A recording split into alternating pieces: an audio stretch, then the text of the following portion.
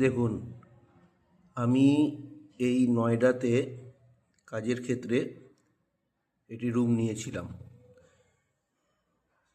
31 তারিখ আমি এই কন্টেনারের মধ্যে একটি পেঁয়াজ রেখে চলে গেছিলাম বাড়ি। কালকে এসে দেখি পেঁয়াজটা থেকে দেখুন কি সুন্দর গাছ বেরিয়ে গেছে।